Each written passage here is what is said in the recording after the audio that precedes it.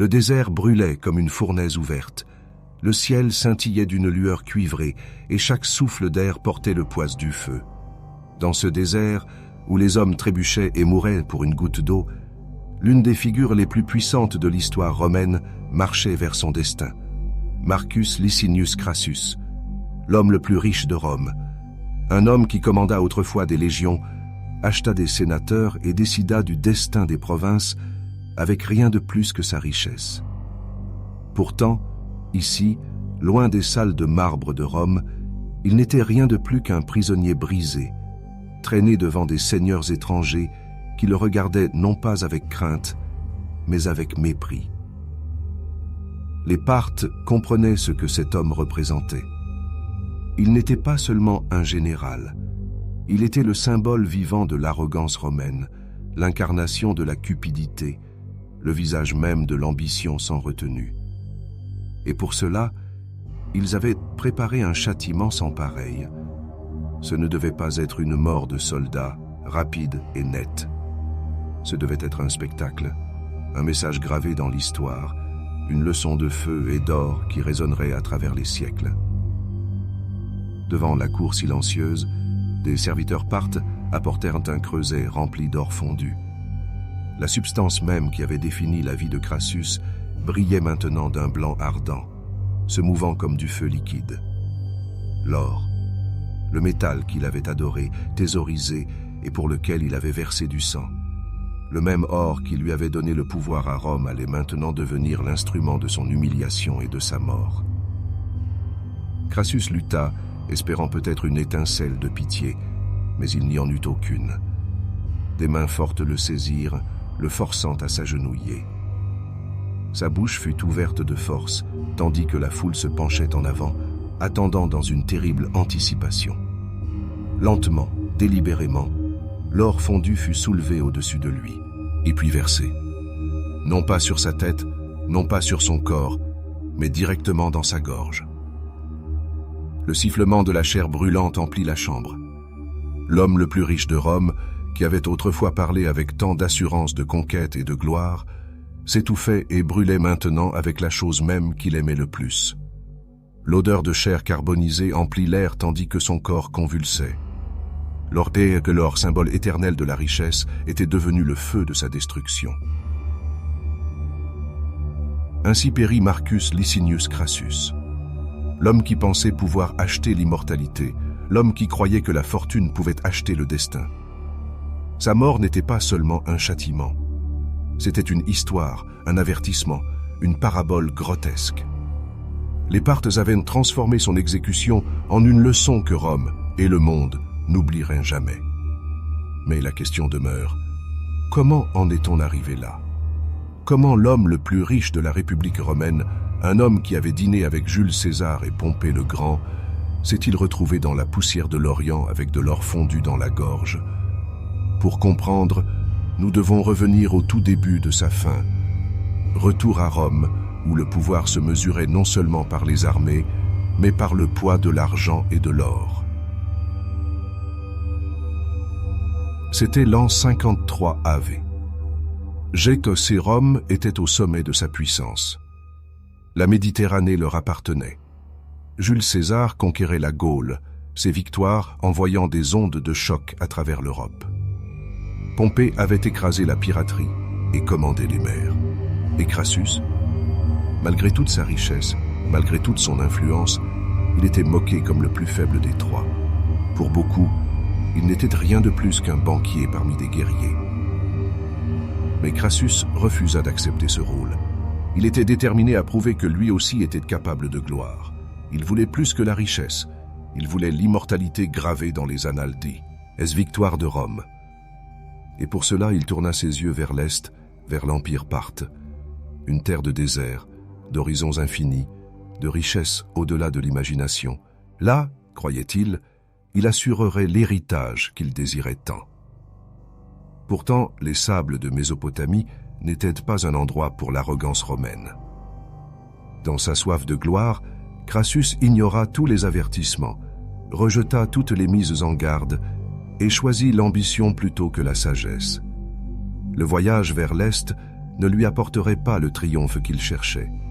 Au lieu de cela, il le mettrait à genoux. Et ainsi commence notre histoire. L'ascension et la chute de Marcus Licinius Crassus, l'homme le plus riche de Rome, dont la cupidité devint son bourreau. Ce récit ne parle pas seulement de conquête et de bataille. Il parle d'orgueil, du bris, du murmure de l'or qui poussa un homme à sa perte.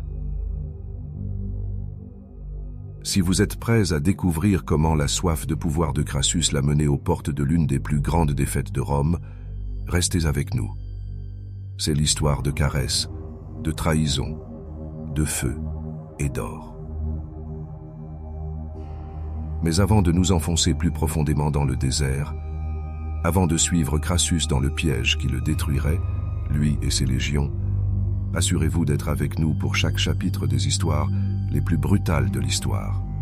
Abonnez-vous à cette chaîne, laissez un like et commentez ci-dessous la chute de quelle grande figure de l'histoire vous voulez voir ensuite. Car ce que vous êtes sur le point de voir est plus qu'une histoire, c'est un avertissement. Marcus Licinius, Crassus n'était pas né pauvre, mais il n'était pas non plus destiné, à première vue, à devenir le Romain le plus riche de l'histoire. Son ascension est l'histoire d'un homme qui comprit une vérité simple, qu'à Rome, la richesse pouvait presque tout acheter. L'influence, le pouvoir, même l'apparence de la grandeur.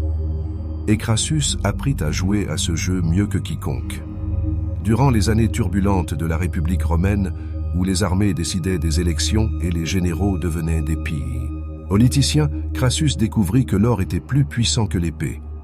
Quand d'autres versaient leur sang sur le champ de bataille, lui achetaient des propriétés, soudoyaient des juges et prêtaient de l'argent à des sénateurs désespérés. Chaque incendie qui ravageait Rome était son opportunité. Chaque propriété saisie en temps de crise était son investissement. Il prospérait sur le désastre. Quand d'autres perdaient, Crassus gagnait. Il fit fortune dans la spéculation immobilière, achetant des quartiers entiers détruits par le feu ou abandonnés par des propriétaires endettés. Avec des esclaves bon marché, beaucoup achetés lors des guerres menées par ses rivaux, il reconstruisait ces quartiers et les revendait 10 fois leur valeur. Ce n'était pas glorieux, ce n'était pas héroïque, mais c'était efficace. Et bientôt, le nom de Crassus devint synonyme d'une richesse si vaste que même l'élite de Rome le murmurait avec envie. Pourtant, l'argent, malgré tout son pouvoir, portait une malédiction. Plus il gagnait, plus il avait faim. Et bien qu'il ait acheté de l'influence au Sénat, bien qu'il puisse influencer les élections par des pots de vin, bien qu'il puisse ruiner un ennemi d'une seule signature, il y avait une chose que l'argent ne pouvait acheter, le respect. À Rome, le vrai respect venait du champ de bataille. Des victoires gravées dans le sang et l'honneur. Des légions qui criaient votre nom, des villes qui tombaient sous votre commandement. Jules César l'avait, Pompée l'avait, Crassus ne l'avait pas. Pour beaucoup, il était tout simplement un banquier parmi les guerriers. Un homme riche qui comptait ses pièces pendant que d'autres conquéraient des empires. Ainsi, lorsque le premier triumvirat fut formé, l'alliance délicate entre César, Pompée et Crassus, le déséquilibre était clair. César était l'audacieux conquérant de la Gaule, ses légions le vénérant comme un dieu. Pompée y était le général vétéran, le conquérant des mers, l'homme qui avait vaincu Mithridate et sécurisé les frontières orientales de Rome. Crassus, il était le financier, l'homme qui payait les dettes, qui huilait les rouages du pouvoir avec de l'or, qui rendait leurs grandes ambitions possibles grâce à son immense fortune. C'était un partenariat de nécessité, non d'amour. Chacun avait besoin des autres pour équilibrer la politique turbulente de Rome. La richesse de Crassus maintenait César à flot dans ses campagnes, tandis que la réputation de Pompée équilibrait le pouvoir croissant de César. Mais dans ce triangle de géants, Crassus savait qu'il était considéré comme le plus faible. Le troisième homme, celui que l'histoire pourrait oublier une fois l'or tari. Et cette pensée le rongeait. Malgré toutes ses richesses, toutes ses propriétés, tous les sénateurs qu'il avait dans sa poche, Marcus Licinius Crassus était hanté par la vérité que lorsque Rome parlait de grandeur, son nom était toujours le dernier. Il ne supportait pas l'idée d'être rappelé comme rien de plus qu'un banquier. Il voulait ce que César et Pompée avaient. Il voulait la gloire. Pourtant, Crassus n'était pas sans ambition en guerre. Des années auparavant, il avait joué un rôle crucial dans la survie de Rome lors de la révolte de Spartacus. Tandis que d'autres craignaient l'armée rebelle de gladiateurs, ce fut Crassus qui les écrasa au combat, bordant la voie appienne de 6000 esclaves crucifiés comme avertissement à tous ceux qui défiaient Rome. Ce fut brutal, ce fut impitoyable, et cela lui assura sa place de commandant. Mais même cette victoire portait des ombres. Pompée, arrivant tardivement à la guerre, en revendiqua une partie du mérite, et l'histoire retint ce triomphe autant comme celui de Pompée que celui de Crassus. Une fois de plus, il fut mis de côté. Cette humiliation ne fit qu'accroître sa faim. Il était déterminé à s'assurer une conquête que personne ne pourrait contester, une victoire si grandiose qu'elle ferait taire toutes les voix qui le moquaient. À souhait chantant, alors que la plupart des hommes se seraient contentés de jouir de leur richesse, Crassus brûlait toujours d'ambition. Pour lui, la richesse n'était pas la destination. C'était l'arme pour s'acheter une place dans l'histoire. Et ainsi, au crépuscule de sa vie, Crassus regarda vers l'est.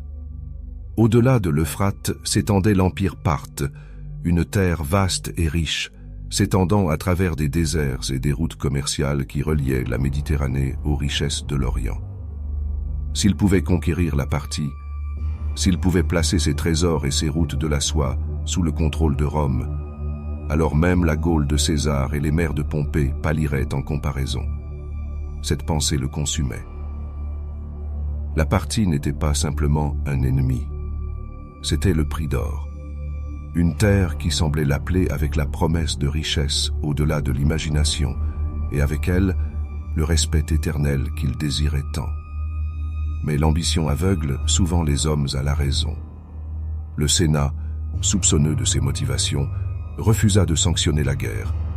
Ses pairs le mirent en garde contre les dangers de combattre la cavalerie parthe dans le désert. Même des commandants chevronnés supplièrent de la prudence, mais Crassus ne voulait rien entendre. Dans son esprit, la campagne serait rapide. Rome avait écrasé tous les ennemis auparavant. Les Parthes, croyait-il, tomberaient comme tous les autres. Sa confiance était inébranlable, son orgueil intouchable, et avec son fils bien-aimé Publius à ses côtés, il voyait non seulement la chance de gagner sa propre gloire, mais d'établir une dynastie de guerriers. Ensemble, ils graveraient un nom dans les pierres de Rome que personne ne pourrait effacer. Mais le destin est un maître cruel. En pourchassant l'ombre de César et de Pompée, en cherchant le respect que l'or ne pouvait acheter, Crassus marcherait dans le désert où la fortune ne pourrait plus le sauver. Devant lui se trouvait non pas la victoire, mais le désastre. Devant lui se trouvait Carèse. Devant lui se trouvait l'or fondu qui le ferait taire pour toujours. Lorsque Marcus Licinius Crassus regarda vers l'est, il ne vit pas de danger. Il vit une opportunité. Au-delà de l'Euphrate s'étendait l'empire parthe, un vaste royaume de déserts, de plaines fertiles et de routes commerciales qui transportaient la soie de Chine et les épices d'Inde. C'était un royaume qui brillait dans l'imagination romaine comme un trésor inexploité, attendant d'être saisi.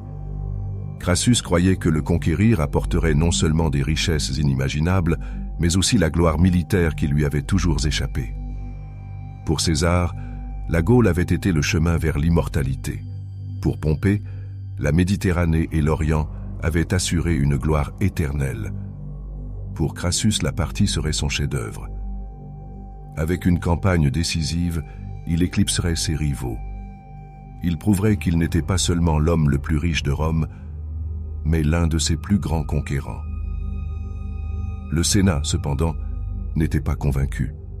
Il savait que la soif de Crassus était personnelle, contrairement à César, qui prétendait défendre les frontières romaines en Gaule, ou à Pompée, qui combattait les pirates menaçant le commerce. Crassus n'avait aucune justification pour la guerre. Les Parthes n'avaient pas attaqué Rome.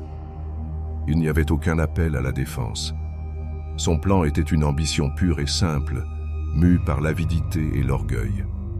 Et ainsi le Sénat retint la déclaration de guerre traditionnelle. Mais Crassus ne se laissa pas décourager. Sa fortune lui donnait l'indépendance. Avec une richesse supérieure à la plupart des royaumes, il n'avait pas besoin de l'approbation du Sénat. Il n'avait besoin que des légions, et l'argent pouvait toujours assurer des légions. En 55 AV, il arriva en Syrie en tant que gouverneur, apportant avec lui l'autorité de sa fonction et les ressources de son immense fort et thune. Dès l'instant où il posa le pied sur le sol oriental, ses yeux brûlèrent de la vision de la conquête. Les préparatifs commencèrent immédiatement. Il rassembla 7 légions romaines, près de 40 000 fantassins, une force massive à tout égard. À cela, il ajouta 4 000 cavaliers et un nombre égal d'infanterie légère. Ce fut l'une des plus grandes armées romaines jamais assemblées pour une conquête orientale.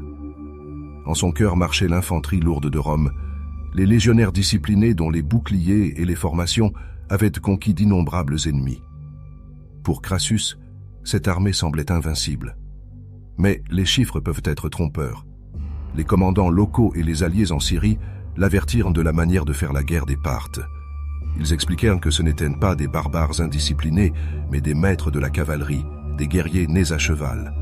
Leurs archers à cheval pouvaient faire pleuvoir la mort à distance, et leurs cataphractaires, une cavalerie lourde vêtue d'armure, pouvaient briser les lignes d'infanterie. Ils exhortèrent Crassus à tirer parti des alliés locaux, à ajuster les tactiques, à se préparer à un autre type de guerre. Crassus les congédia tous. Pour lui, ces avertissements étaient des excuses nées de la lâcheté.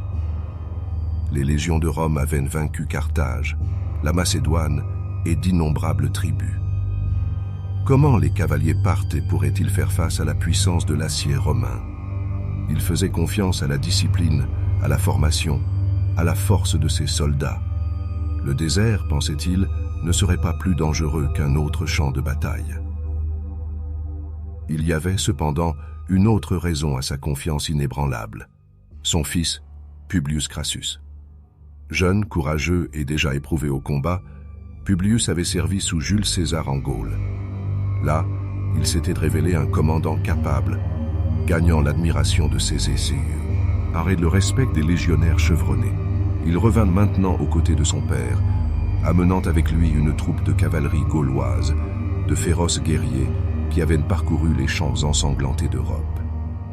Pour Crassus, la présence de Publius était plus qu'un soutien militaire. C'était symbolique. Ensemble, père et fils marcheraient vers l'Est, conquérant la partie et établiraient une dynastie de guerriers. Le nom de Crassus ne serait plus moqué comme l'héritage d'un banquier. Il serait écrit dans le sang et la victoire, transmis de père en fils, une nouvelle lignée de gloire pour rivaliser avec César et Pompée. Mais le rêve portait déjà des ombres. Les Romains ne célébrèrent pas son départ comme ils avaient célébré celui de César ou de Pompée. Beaucoup murmuraient que Crassus ne cherchait que la richesse, pas la sécurité de la République. Certains se moquaient même qu'il ne marchait pas pour Rome, mais pour l'or. Pourtant, Crassus ignora leurs doutes. Il avait trop attendu pour se soucier des sarcasmes des autres. Au printemps de 53 avec GC, son armée traversa l'Euphrate à Zeugma, pénétrant dans les vastes terres de Mésopotamie. Au début, tout sembla se dérouler comme prévu. De petites villes se rendirent rapidement, leurs murailles n'étant pas à la hauteur de l'art du siège romain. Les villages offrirent un tribut sans résistance. Des rapports d'éclaireurs suggéraient que la partie était divisée, son roi distrait par des conflits internes. La confiance de Crassus grandissait à chaque mile. Mais ce qu'il ne réalisait pas, c'est que ce n'était pas un accident. Les Parthes, sous leur jeune général Suréna, observent, attendent, attirent. Chaque victoire facile était un appât, chaque horizon silencieux un piège. Crassus croyait avancer vers le triomphe. En vérité, il était attiré plus profondément dans un paysage qui allait le dévorer. Plus il s'enfonçait dans le désert, plus la réalité de Nae durait. Les provisions se firent rares. Le soleil brûlait les hommes le jour et les gelait la nuit. Le terrain plat et infini n'offrait ni ombre, ni refuge, ni sécurité. Des cavaliers étranges étaient aperçus sur des crêtes lointaines pour disparaître à l'approche. Des convois transportant de l'eau et de la nourriture étaient attaqués par des ennemis invisibles qui se fondaient dans les sables. Les soldats commencèrent à murmurer des fantômes dans le désert, des ennemis qui étaient partout et nulle part. Et pourtant, Crassus continua d'avancer. Il ne pouvait plus faire demi-tour. Reculer serait admettre sa faiblesse, confirmer les murmures à Rome qu'il était indigne de commander. Il se dit que la bataille décisive était proche, qu'une victoire écrasante effacerait tous les doutes. Avec Publius à ses côtés et les légions derrière lui, il croyait que le destin était à portée de main. Mais le destin n'est jamais si facilement contrôlé. Chaque pas vers l'est était un pas dans le plan de Suréna, un lent resserrement du nœud coulant. Les Romains marchaient avec leurs bannières hautes et leurs armures étincelantes, mais des yeux invisibles les observaient avec patience. Car Suréna ne cherchait pas un affrontement glorieux, il cherchait l'épuisement, la confusion et la peur. Et chaque jour qui passait, Crassus lui donnait exactement ce dont il avait besoin. Le prix d'or de la partie scintillait au loin, une vision qui aveuglait Crassus au danger à ses pieds. Son ambition l'avait porté au-delà de l'Euphrate, dans un monde où l'acier romain pèserait peu face à la rue Sparte. Devant lui se trouvait la ville de Carrhae, et avec elle, la bataille qui déciderait de son destin. La campagne qui avait commencé comme une marche vers la gloire était sur le point de virer au cauchemar. Au début, tout sembla valider la confiance de Crassus. Son armée déferla sur la frontière de l'EUP, rate comme une marée. De petits établissements se rendirent sans combat, offrant un tribut dans l'espoir d'épargner leur vie. D'autres furent rapidement maîtrisés par l'art du siège romain, leurs murs s'écroulant sous la discipline des ingénieurs légionnaires. Pour Crassus, ses premières victoires étaient la preuve que les Parthes étaient faibles, fracturés et incapables de résister à la puissance de Rome. Mais ce que Crassus prit pour de la faiblesse était, en vérité, un calcul. Loin d'être pris au dépourvu, les Parthes cédaient délibérément du terrain. Leur commandant, un jeune noble nommé Suréna, était un maître de la patience. Il comprenait que l'armée romaine, aussi puissante fût-elle, était aussi lourde, lente et entièrement dépendante de lignes d'approvisionnement sécurisées. En se retirant plus profondément dans le désert, il ne concédait pas la défaite. Il créait un champ de bataille qui favoriserait les forces de son peuple et magnifierait chaque faiblesse romaine. Plus les Romains s'enfonçaient en Mésopotamie, plus la terre devenait impitoyable. Les rives fertiles de l'Euphrate firent place à des plaines plates et ouvertes, où le soleil brûlait sans merci le jour et le froid rongeait les eaux la nuit. L'ombre était inexistante, l'eau était rare, la poussière s'accrochait aux armures et brûlait les poumons des soldats épuisés. Les légions de Rome, si invincibles dans les forêts de Gaule ou les collines d'Italie, se retrouvaient affaiblies par un paysage qui semblait lui-même être un ennemi. Et puis, les ombres commencèrent. Des éclaireurs signalèrent des mouvements sur des crêtes lointaines, des cavaliers apparaissant brièvement, leurs bannières scintillant dans la lumière avant de disparaître à l'horizon. Des convois de ravitaillement furent pris en embuscade par des forces invisibles, les attaquants frappant rapidement avant de se dissoudre dans l'immensité du désert. Nuit après nuit, les sentinelles romaines entendirent des bruits de sabots et des voix portées par le vent. Mais lorsqu'elles donnèrent l'alerte, aucun ennemi ne fut trouvé. La peur commença à s'insinuer dans les rangs. Le sommeil se fit rare. L'anxiété rongeait la discipline. Ce n'était pas un accident. Suréna avait déchaîné toute la force de la guerre psychologique parthe. Il savait que les Romains désiraient des batailles décisives, des objectifs clairs, des ennemis qu'ils pouvaient voir et écraser. Au lieu de cela, il leur donna des ombres. Il leur donna le silence.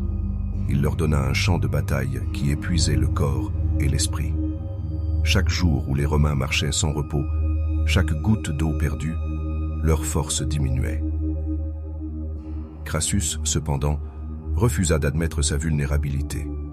Ses officiers le pressaient à la prudence, lui rappelant que les Parthes ne ressemblaient à aucun ennemi que Rome avait affronté. Ils le mirent en garde que la cavalerie, et non l'infanterie, régnait sur ces terres. Ils le supplièrent de faire demi-tour, de se regrouper près de l'Euphrate, de sécuriser les voies d'approvisionnement avant de pousser plus loin. Mais Crassus ne voulut rien entendre. Faire demi-tour maintenant serait montrer de la faiblesse, et la faiblesse était quelque chose qu'il ne pouvait se permettre. Son orgueil ne lui permettait pas de battre en retraite. Son fils Publius partageait la confiance de son père. Ayant combattu sous César en Gaule, Publius avait goûté à la victoire contre des ennemis féroces. Il croyait que l'acier romain pouvait vaincre n'importe quel adversaire. Le jeune Crassus assura les hommes que bientôt, ils affronteraient les Parthes en bataille ouverte et les écraseraient une fois pour toutes. Ces paroles remontèrent temporairement le moral, mais les ombres dans le désert ne firent que s'allonger. Le premier véritable test vint lorsque les Romains atteignirent Carrèse, une petite ville du nord de la Mésopotamie. Crassus croyait que ce serait le site des... Et sa grande victoire. Le terrain semblait favorable. De douces collines offraient des positions défensives et une source d'eau promettait un soulagement pour ces hommes assoiffés.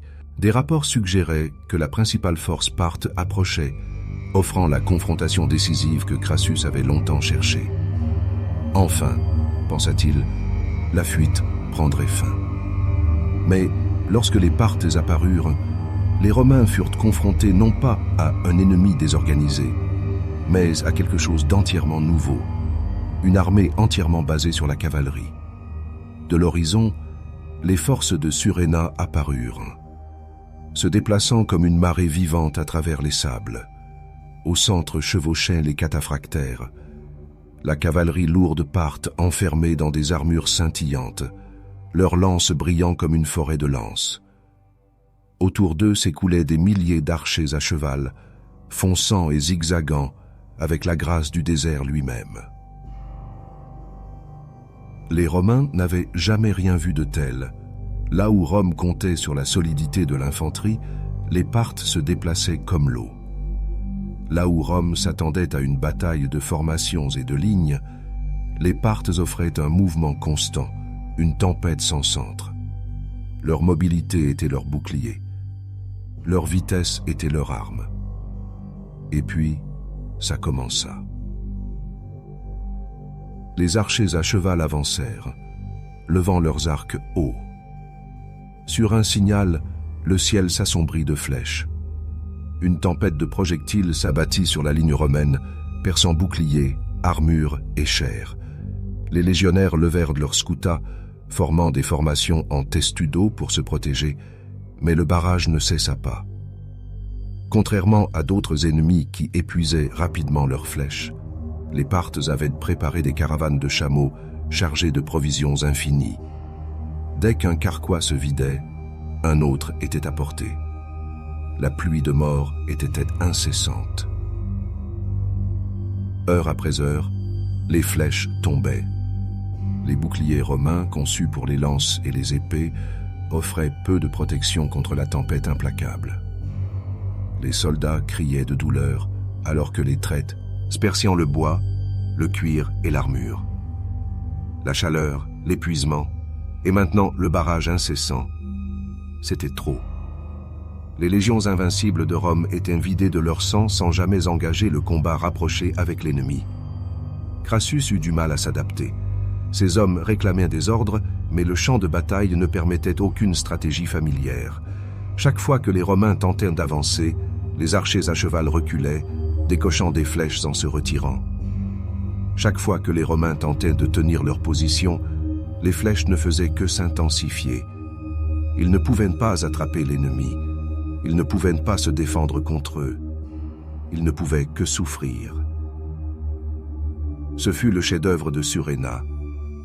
Il avait transformé le champ de bataille en un abattoir où la plus grande force de Rome, son infanterie lourde, était rendue inutile. À chaque volée, le moral romain se fissurait un peu plus. À chaque goutte de sang, le poids de la peur devenait plus lourd. Et pourtant, le pire était encore à venir. Car bientôt, Publius Crassus, impatient de faire ses preuves, ferait un choix qui scellerait son destin et briserait le cœur de son père. La bataille de Carès faisait rage sous un soleil impitoyable.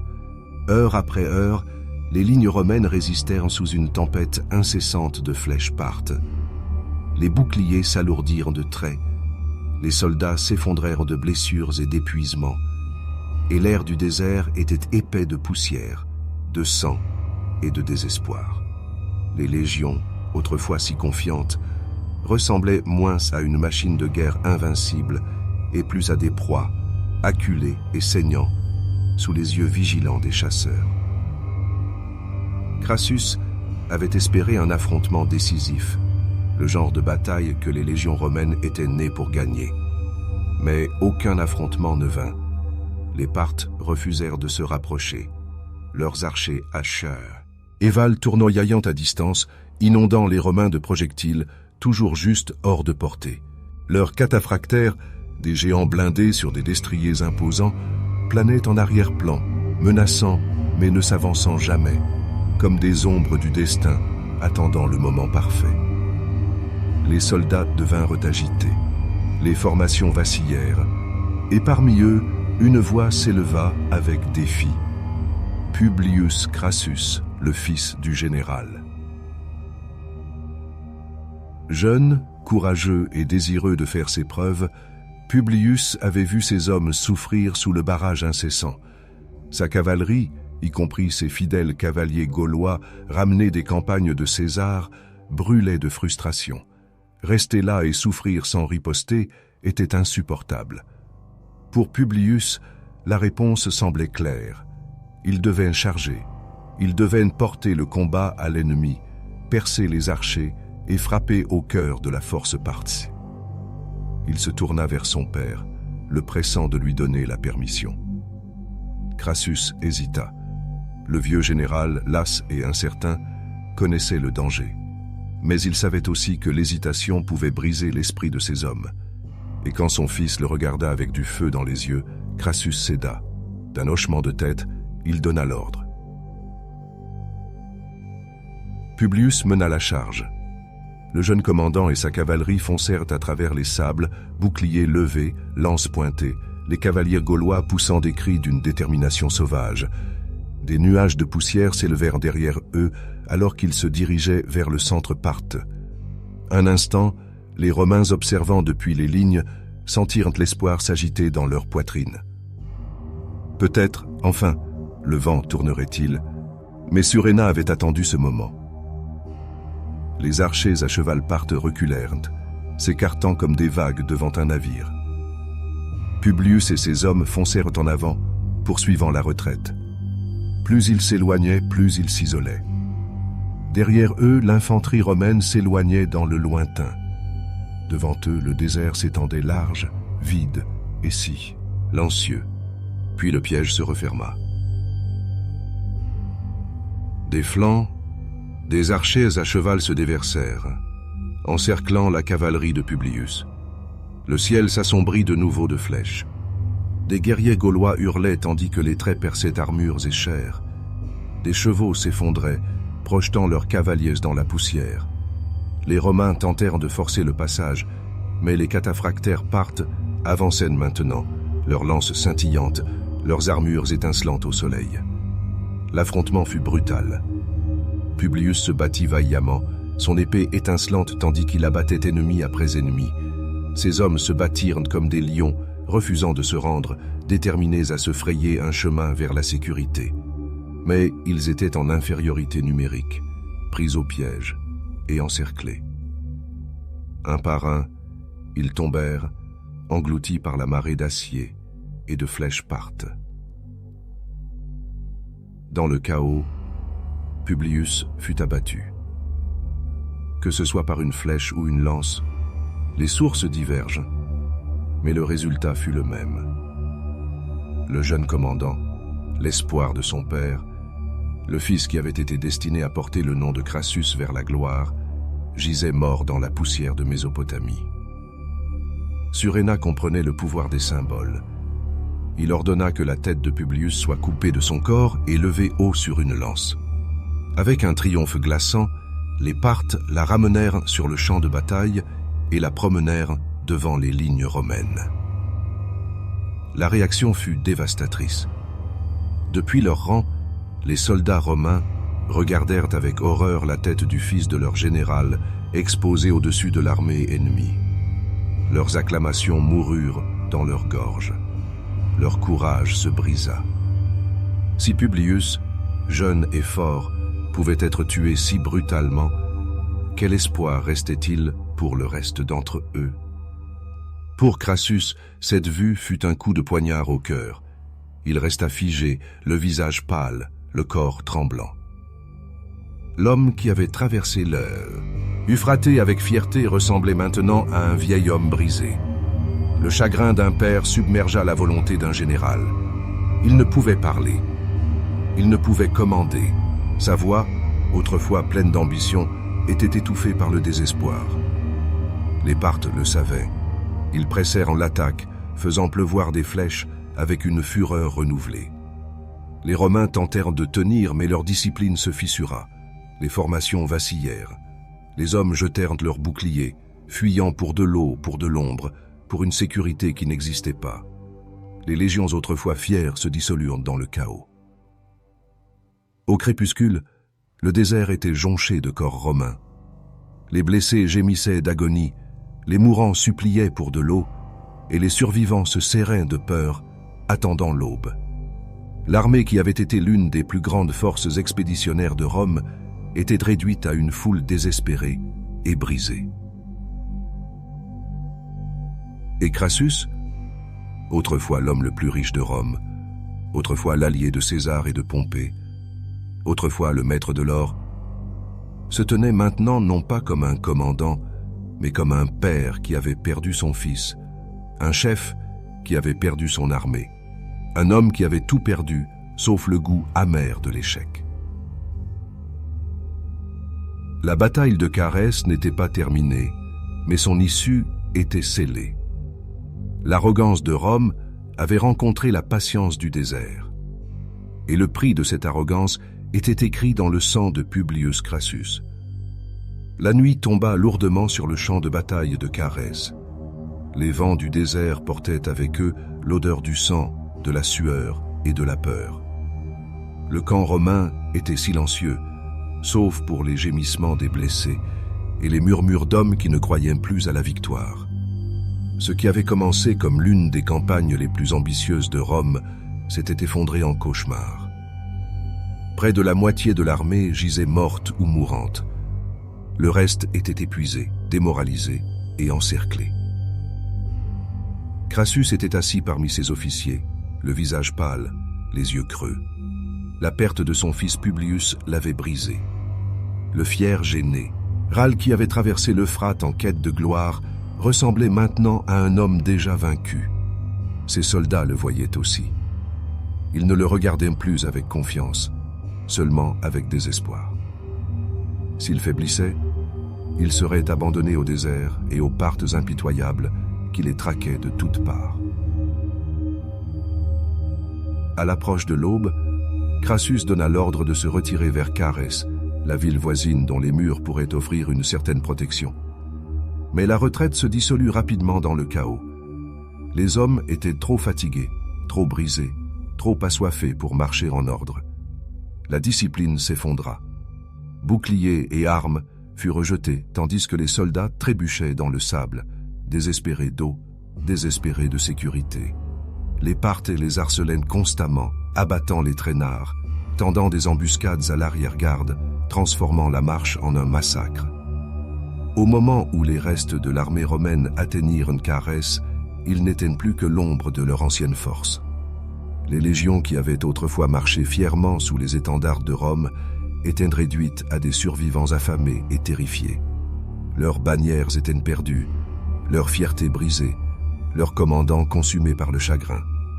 Pourtant, même maintenant, Crassus s'accrochait à l'espoir que quelque chose puisse être sauvé. C'est alors que le général Parthsurena fit son mouvement. Au lieu d'achever les Romains directement, il envoya des émissaires sous drapeau de trêve. Le message était simple: venez, rencontrez-nous et discutons des conditions de retrait. Pour les hommes épuisés de Crassus, l'offre sonnait comme un salut. Peut-être, après tout, pourraient-ils rentrer chez eux. Peut-être que leur souffrance n'avait pas été entièrement vaine. Mais de nombreux officiers sentirent la trahison. Ils supplièrent Crassus de ne pas y aller. Ils l'avertirent que Surena était un homme rusé qui jouait autant avec les symboles qu'avec les épées. Mais Crassus, désespéré, brisé et incapable de supporter l'idée de nouvelles pertes, accepta la parler. Il croyait toujours, peut-être follement, qu'un peu d'honneur pouvait être sauvé du désastre. La rencontre fut organisée sur un terrain neutre. Crassus sortit avec un petit groupe d'officiers pour faire face à Surena et à sa suite. Les Parthes le saluèrent poliment au début, mais l'atmosphère devint rapidement tendue. Les voix s'élevèrent, les accusations fusèrent. Les récits divergent sur ce qui se passa ensuite. Certains disent qu'une échauffourée éclata, d'autres que la trahison avait été planifiée dès le début. Mais en fin de compte, Crassus et ses officiers furent submergés. Le général romain fut fait prisonnier. Pour Surena et les Parthes, la capture de Crassus était plus qu'une victoire. C'était une opportunité. Cet homme n'était pas simplement un commandant. Il était l'homme le plus riche de Rome, l'incarnation de la cupidité romaine, l'envahisseur venu sans provocation s'emparer de leurs terres. Son exécution devait signifier quelque chose. Elle devait porter un message non seulement à Rome, mais au monde entier. Ainsi, ils conçurent une mort qui lirait à jamais son nom à son vice. Ils le tueraient non pas avec une lame, non pas avec une flèche, mais avec de l'or, la chose même qu'il adorait. Devant une cour de nobles et un public de soldats romains capturés, la scène était prête. Un creuset fut apporté, rempli d'or fondu, sa surface brillant comme le soleil lui-même. La foule murmura, tandis que les serviteurs Parthes maintenaient Crassus à terre, le forçant à s'agenouiller. Sa bouche fut ouverte de force, ses luttes vaines contre l'emprise des soldats.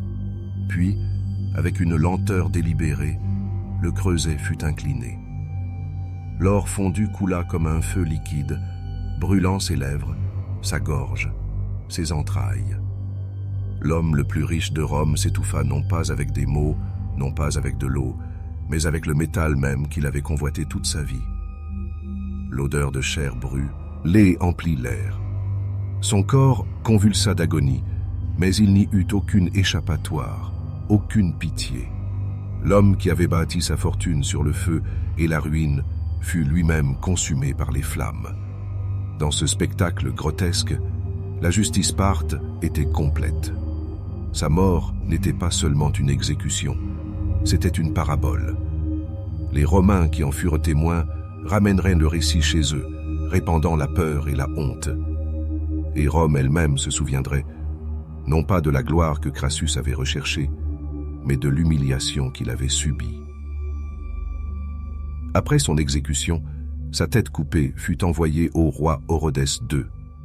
Dans l'une des démonstrations de moquerie les plus glaçantes de l'histoire, on dit que le roi utilisa la tête de Crassus comme accessoire dans une représentation théâtrale de la tragédie d'Euripide, les Bacchantes, riant tandis que l'honneur romain était transformé en divertissement. Les conséquences furent catastrophiques. La République romaine fut secouée jusqu'à ses fondations. Le triumvirat s'effondra sans la richesse de Crassus pour équilibrer César et Pompée. Les anciennes alliances se transformèrent en rivalités, les rivalités en guerre. En quelques années, Rome sombrerait dans un conflit civil et la République elle-même s'écroulerait Tout cela parce que la cupidité d'un homme l'avait mené dans un désert où l'or ne pouvait le sauver. Ainsi fut scellé l'héritage de Marcus Licinius Crassus. Non pas comme le plus grand conquérant de Rome, non pas comme son citoyen le plus riche, mais comme un symbole. Un homme qui aimait tellement l'or qu'à la fin, ce fut l'or qui le tua.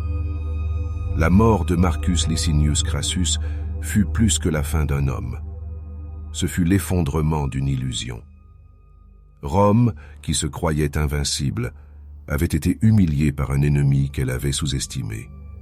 Et l'homme le plus riche de la République, qui pensait que la richesse pouvait acheter l'honneur, avait découvert que l'or pouvait aussi devenir un poison.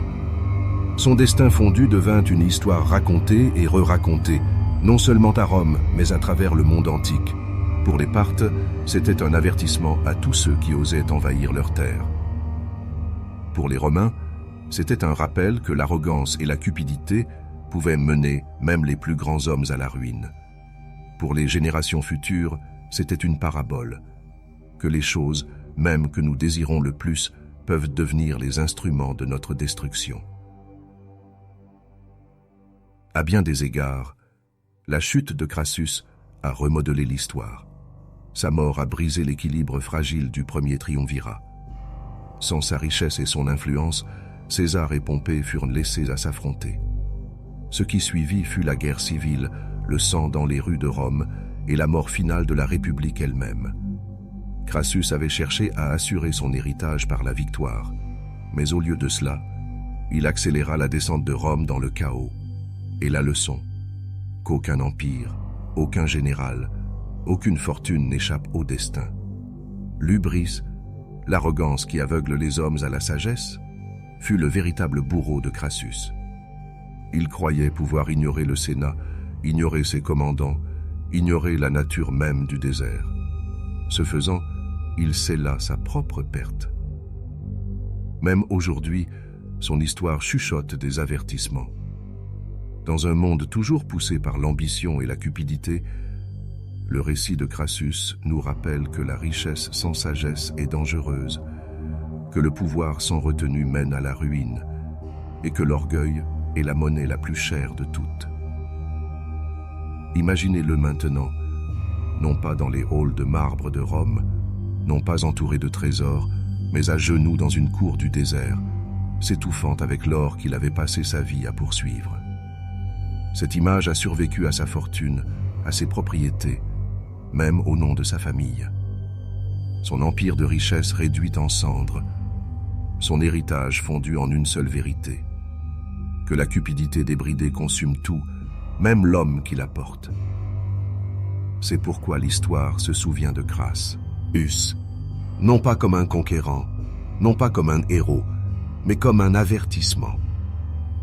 Et ainsi nous clôturons le chapitre de l'homme le plus riche de Rome, dont la soif d'or s'acheva par de l'or brûlant sa gorge. Si vous êtes restés avec nous à travers ce récit d'ambition, d'orgueil et de chute, assurez-vous de faire partie de ce voyage à travers les coins les plus sombres de l'histoire. Abonnez-vous à la chaîne, aimez la vidéo et commentez ci-dessous la chute de quelle personnalité historique vous voulez que nous découvrions ensuite. Des empereurs aux rois, des conquérants aux tyrans, leurs histoires attendent. Des histoires qui nous rappellent que peu importe la hauteur à laquelle les hommes s'élèvent, ils peuvent toujours tomber.